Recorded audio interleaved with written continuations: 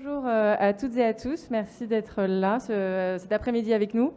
On vous promet 20 minutes de spectacle et j'espère qu'on sera toujours aussi intéressant au début de cette scène que par rapport à la fin.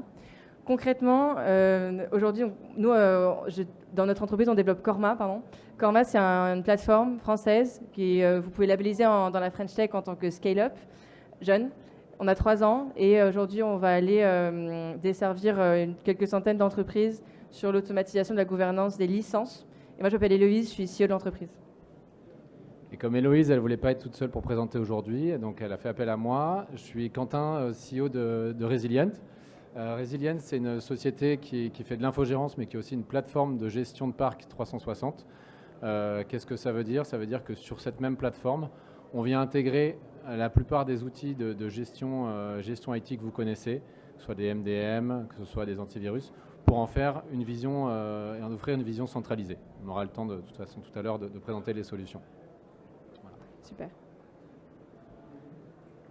Peut-être pour commencer, aujourd'hui on a quelques questions pour vous, donc n'hésitez pas à réagir de manière virulente ou juste en posant quelques questions. Dans le contexte actuel, on a plusieurs complications quand on est dans la direction des services informatiques, dans la partie sécurité, la partie opérationnelle ou tout simplement la partie exécutante. Et la première question qu'on a pour vous, c'est peut-être comment est-ce que vous gérez votre inventaire aujourd'hui sur l'IT? En général, nous, on le voit sur Excel. Est-ce qu'il y en a aujourd'hui dans la salle qui utilisent des outils différents, qui utilisent des processus? Une personne. Sinon, ça veut dire que tout le monde gère sur Excel et sur Google Sheet. Ah non, 2. 3, 2, ok. 3, ok.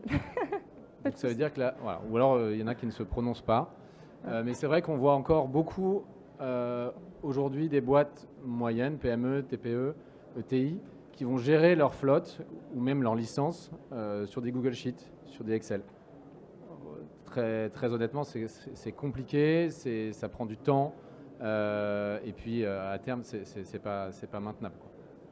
Donc voilà, la preuve, c'est qu'aujourd'hui, on est encore beaucoup à le faire sur des outils non automatisés. Et nous, on est là pour vous parler de choses pour vous faciliter cette gestion-là. Qui aujourd'hui peut certifier que 100% des collaborateurs ont leurs accès fermés après 24 heures après leur départ dans votre entreprise? Est-ce que vous pouvez Pas me tous le à la certifier? fois. Ouais. Ah, 2, 3. 3 sur 4, ouais. 5. On a une petite minorité. Ouais. Et est-ce que vous utilisez des outils pour ça, pour centraliser un petit peu la gestion, ou c'est plutôt une gestion manuelle et visuelle pour ce genre d'outils? Manuel, on lève la main. Manuel, on lève la main. Voilà. 2 sur 5. 2 sur 5. Voilà, tout ça pour dire que c'est très complexe de gérer et de centraliser l'information au niveau, que ce soit des laptops, mais surtout des licences et du suivi.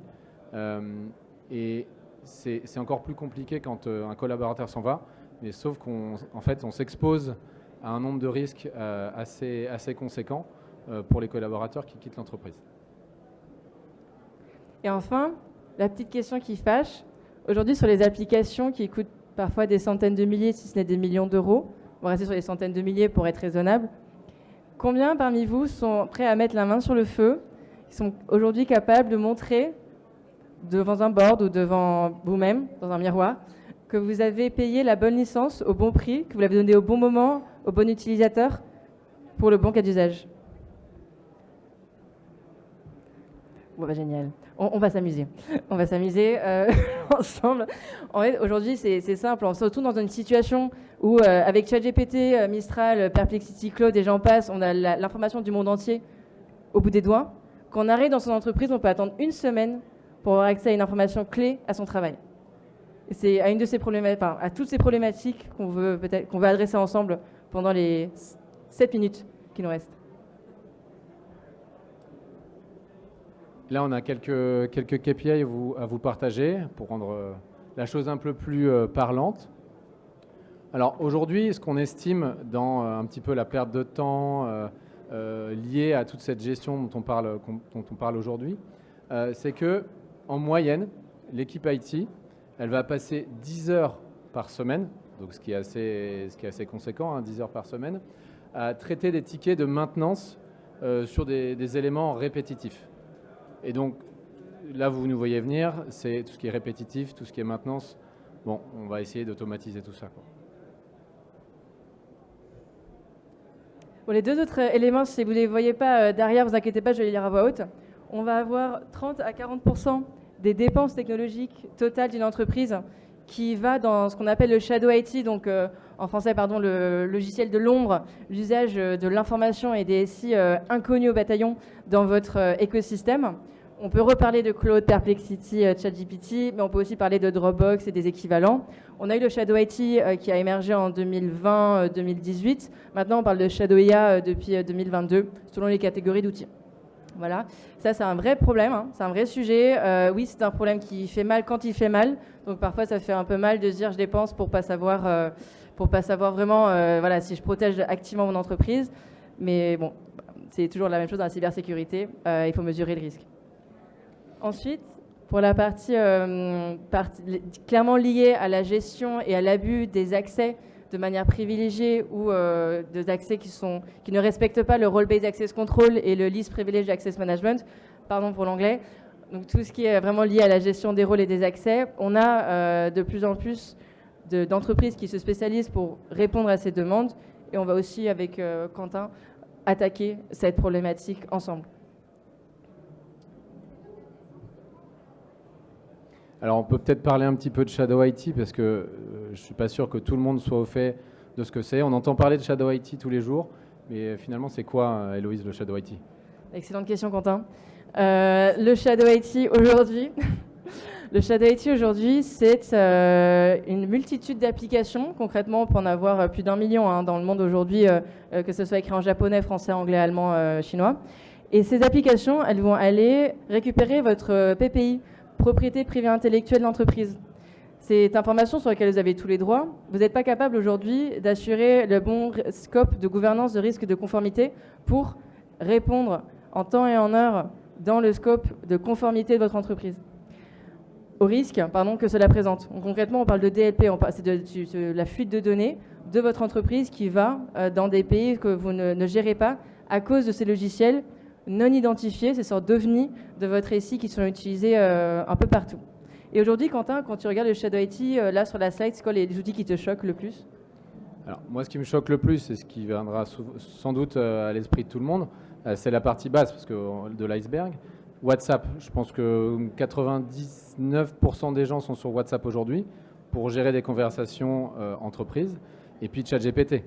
À mon avis, aussi dans l'Assemblée, il y a quand même pas mal de monde sur ChatGPT. Ça peut être aussi d'autres outils, même si on a Mistral, hein, c'est top. Mais la plupart des gens sont sur ChatGPT. Donc l'ensemble de ces données, elles sont gérées par des tiers.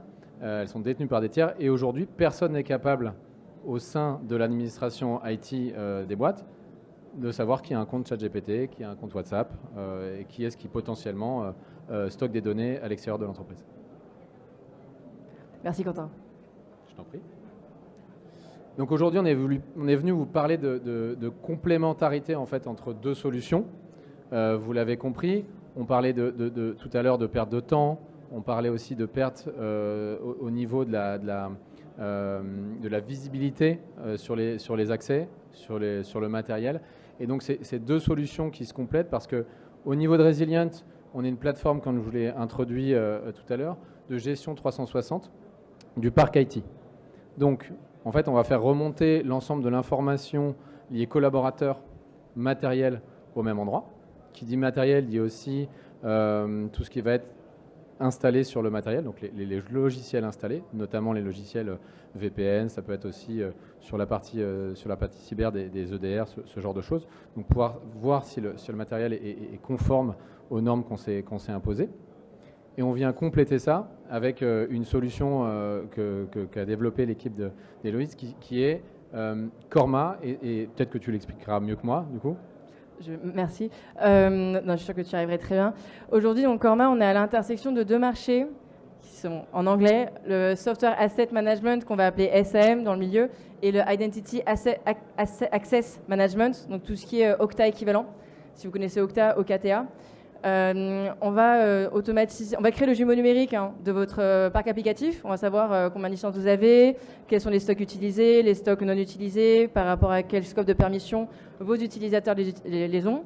Et sur cette base de données fiable à temps réel, qui est challengée toutes les 10 minutes par nos algorithmes, on va être capable de faire de l'analyse et de créer des automatisations qui s'intègrent donc en marque blanche à l'intérieur de Resilience sur une partie automatisation d'onboarding, offboarding en particulier. Ce qui fait que tous vos collaborateurs en fait, ont accès à l'information de votre entreprise, tout comme ils ont accès à l'information du monde entier sur ChatGPT. Voilà, donc l'idée dans tout ça, c'est de sécuriser le matériel et l'identité du collaborateur pour avoir une identité, enfin, en tout cas un scope 100% sécurisé. Donc on va passer une petite partie démo. Désolé, c'est honneur aux hommes. Là, on commence par Resilient. Donc en fait, ce que j'introduisais tout à l'heure, la Resilient, dans laquelle on a intégré aussi une partie applicative qu'on voit ici pour ceux qui sont devant. On peut en fait voir qui a quoi comme outil. Donc c'est quand même plutôt intéressant pour pouvoir faire de la gestion et du monitoring.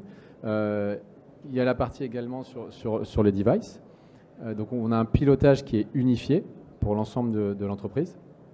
Ça vous permet aussi de sécuriser l'ensemble de la flotte.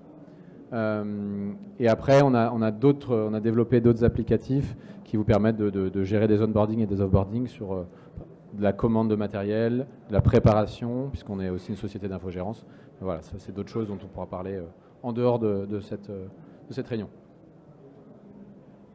Et dans ce contexte assez chouette dans lequel Resilience s'installe, nous, Corma, on va arriver aujourd'hui à faire beaucoup de travail invisible à l'œil humain. Donc désolé, j'ai pas une démo qui va vous parler avec un beau dashboard.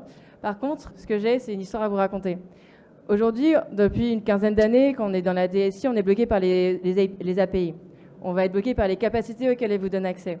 Qu'elles soient déjà tout court développées par l'éditeur, pour peu qu'elles soient développées, on est déjà bien. Par contre, si elles sont bloquées derrière un mur de prix, là, on est un tout petit peu moins bien. Parce qu'il faudrait payer, mettre le cash sur la table pour avoir accès à la version Enterprise de 20% minimum de ces applications pour automatiser la revue d'accès, pour automatiser un onboarding, offboarding sécurisé, réalisé au bon moment, dans les 24 heures du départ d'un collaborateur ou avant que le collaborateur ou collaboratrice arrive. C'est là où Corma arrive avec ses agents. Vous allez me voir arriver avec l'IA. Donc concrètement, on a une technologie qui utilise le browser automation, qui crée sur une virtual machine dans le serveur une connexion comme un DSI. Donc on va utiliser les credential admin d'un DSI et qui va automatiser tout simplement l'intégration des différentes personnes dans une page admin pour créer ces licences dans la page admin, qui va aussi enlever les licences de la page admin pour automatiser comme une personne humaine la présence des licences dans une entreprise. On arrive dans cette transformation du monde du logiciel aujourd'hui. Nous, on est juste un seul cas d'usage en tout ce qui va venir. Donc voilà, ayez ça en tête, on est juste un cas d'usage. Mais ça aide vraiment à non seulement gagner du temps, parce qu'on automatise, on va plus vite, on est sécurisé, mais en plus on va plus loin que tout ce qui existe en RPA, on va plus loin que les API, on fait du browser automation. Ça, vous avez des questions, on peut en parler plus tard. Ouais, donc ça permet quand même à vos équipes en interne, à vos équipes IT, de se concentrer sur des sujets qui sont quand même à plus forte valeur ajoutée que d'ouvrir et fermer des comptes. Aujourd'hui, alors je crois que tu m'avais sorti un chiffre quand on avait parlé de ce meeting. Sur combien en moyenne de comptes SaaS ont les entreprises, ou en tout cas combien d'outils ont les boîtes en moyenne voilà. Dans une entreprise de 500 personnes, aujourd'hui, dans l'industrie de la tech et du software ou services professionnels, je ne parle pas des industries de gaz ou un peu plus, voilà, on reste sur le tertiaire, on va avoir une moyenne de 400 applications utilisées par les collaborateurs, mais 250 vraiment connues et payées par le DSI en soi. Ça, c'est sur une boîte de 500 personnes. Je vous laisse imaginer 10 000 personnes, 12 000, 100 000... Voilà, j'en passe. Ce sont donc, nous, on a découvert le problème avec Corma via les DSI de Doctolib, DSI de Saint-Gobain, Doctolib 2800 personnes, Saint-Gobain 100 000, c'est pas les mêmes problématiques. On s'est concentré sur le mid-market au début. Merci. je te laisse la main Je sur me laisse la... la main. je te laisse Bah, la main. donc l'idée en fait de cette solution qui est complète, puisqu'elles vont se parler ces deux solutions, c'est d'avoir un environnement qui est complètement sécurisé et qui est adapté à vos enjeux de certification, que ce soit ISO 27001 ou SOC 2. Je pense qu'aujourd'hui la plupart des entreprises, si elles ne sont pas passées sous ces certifications-là, elles y sont confrontées parce que pour des besoins sans doute commerciaux. C'est avant tout ce qui se passe aujourd'hui. Économie aussi, puisqu'on voit qu'en intégrant nos solutions, ça permet au DSI d'économiser une bonne partie en fait, des tools, de pouvoir fermer les outils au bon moment. On peut aussi faire on est revendeur de solutions, donc on permet aussi de faire des économies à ce niveau-là. Et puis un gain de temps. En fait, finalement, l'équipe IT va passer moins de temps sur les tâches répétitives et se concentrer sur les tâches à plus forte valeur ajoutée qui font que, en fait, aujourd'hui, vous êtes une équipe dédiée à des sujets peut-être, enfin demain, des sujets d'IA, peut-être des sujets cybersécurité à plus forte valeur ajoutée. Exactement. En fait, vous avez une triptyque de gagnants et tout le monde gagne dans votre entreprise. Donc, n'hésitez pas à nous en parler à la fin de l'appel, du rendez-vous. Trop de prospection, ça. Et pour citer quelques noms, voilà, de boîtes qui nous font confiance, à la fois chez Corma et à la fois chez Resilient, on a mis quelques noms un peu que vous connaissez ou pas, mais des boîtes aussi qui nous ressemblent à taille plutôt humaine, donc dans les PME et TI. Chez Resilient, on bosse par exemple avec Legal Place, qui nous fait confiance depuis bientôt 4 ans. Donc c'est une société en fait Legal Place qui est présente sur la création de sociétés, donc de jeunes entreprises, mais qui aujourd'hui est en forte croissance et présente sur plusieurs pays. Et également chez Zenica qui est une grosse ESN, et donc il y a des enjeux liés cybersécurité assez forts. Et donc du coup ces deux sociétés qui ont choisi Resilient et Corma. Et Scalo que tu connais mieux que moi. Pour Scalo, c'est une plateforme RH française, Scale-up, qui a beaucoup grandi ces dernières années. Et dans ce contexte, on a automatisé 140 onboarding et offboarding au sein de Scalo, ce qui a fait économiser le prix d'une personne externe à temps plein pendant 1 an au sein de l'entreprise Scalo. Voilà. Ce sont des cas d'usage, des cas réels, des cas concrets de personnes qui sont en charge de tous ces sujets aujourd'hui dans les entreprises. Et c'est ce qui nous passionne dans la vie avec Quentin, c'est de les aider. Donc on est ravis d'avoir pu, ensemble, vous partager ces belles histoires et on attend avec impatience vos questions. Donc on passe à la partie questions. Est-ce qu'il y a des questions déjà? Sinon c'est que tout était très clair.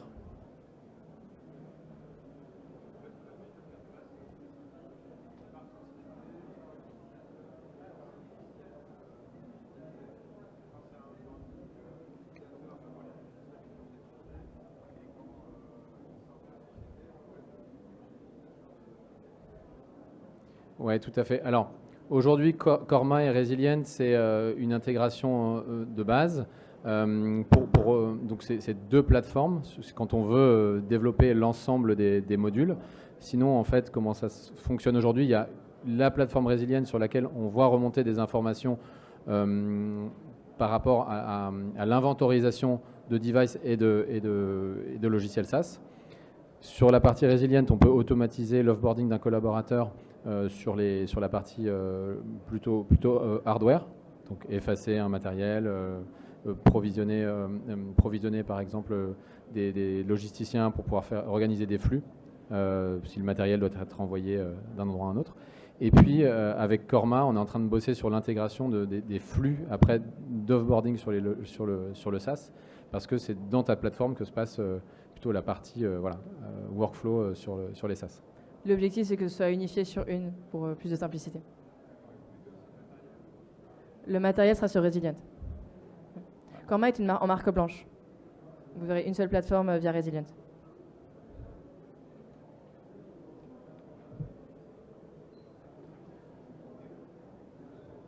Est-ce que ça marche pour ceux qui sont en mobilité, c'est ça ?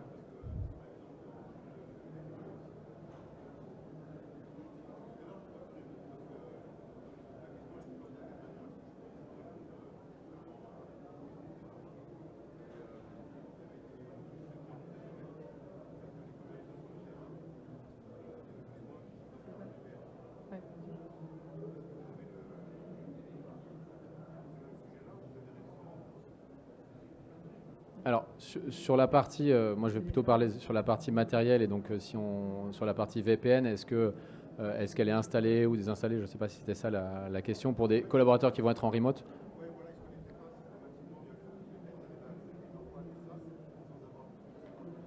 Ah oui, Bah, je pourrais pas suivre. Ça, voilà, c'est plutôt pour... Sur la partie usage des SaaS, oui, en fait, on va capturer ça via SSO, via API, et que ce soit ordinateur ou téléphone, c'est smartphone, donc c'est le mini ordinateur, quoi.